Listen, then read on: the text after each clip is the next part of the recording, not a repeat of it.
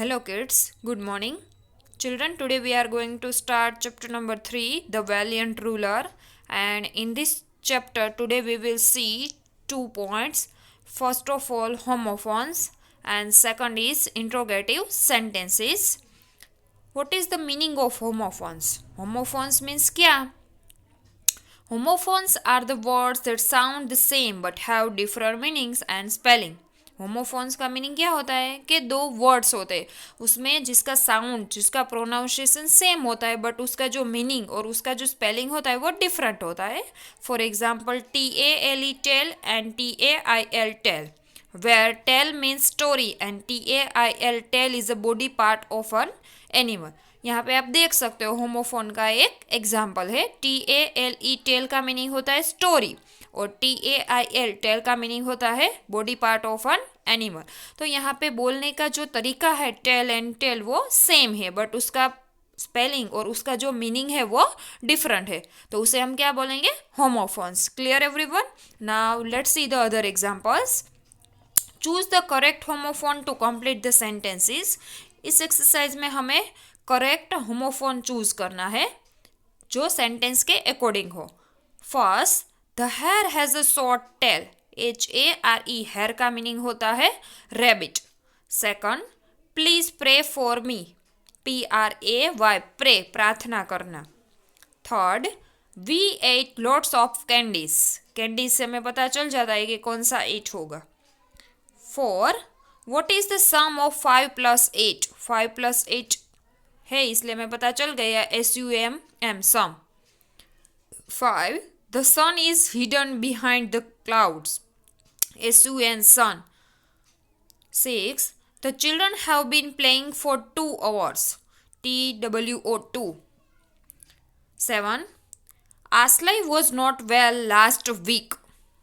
तो आपको क्लियर हुआ कि इसी तरह आपको एग्जाम में 2 होमोफोन दिए होंगे. आपको सेंटेंस के अकॉर्डिंग कौन सा होमोफोन है वो राइट है वो आपको चूज करना है और फिर आपको कंप्लीट करने हैं सेंटेंसेस. तो उसके लिए आपको सेंटेंस का मीनिंग समझ में आना चाहिए. Clear everyone? Now let's see the other part of this video. Interrogative sentence. Interrogative sentence means question mark वाले sentences. Interrogative sentence means a sentence that ended with a question mark. We use them whenever we ask question. Interrogative sentence का use कहाँ पे होता है? जब हम किसी को कोई क्वेश्चन पूछते हैं तब हम interrogative sentence का यूज़ करते हैं और लास्ट में क्या लगाते हैं? Question mark. Clear everyone? For example, what is your age? Where is your home? What's your name? Who is your best friend? तो आप देख सकते हो कि यहाँ पे हमने क्वेश्चन पूछे हैं तो इसलिए हमने लास्ट में क्वेश्चन मार्क भी लगाया है. तो इसे हम क्या बोलेंगे? कौन से सेंटेंसेस बोलेंगे? तो interrogative sentences. Now punctuate the following sentence properly. यहाँ पे हमें ये सेंटेंस है उसको पंक्चुएट करना है properly. Okay. First, have you written your assignment. जब हम क्वेश्चन मार्क वाले सेंटेंसेस किसी को पूछते हैं क्वेश्चन पूछते हैं तो उसका प्रोनाउंसिएशन प्रॉपरली करना पड़ता है हमें, तभी सामने वाले को पता चलता है कि हमने उनको कुछ पूछा है. तो हम ऐसे रीड करेंगे have you written your assignment तो कुछ पता नहीं चलेगा कि हम क्या बोल रहे हैं. बट हमें बोलना कैसे है? हमारा जो इंट्रोगेटिव सेंटेंस है उसको बोलने का तरीका भी अलग होता है. जैसे have you written your assignment तो पीछे question mark. Second, are you sure this is not yours?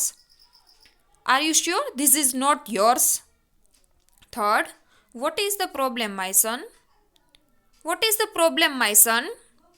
4, who is knocking at the door? Who is knocking at the door?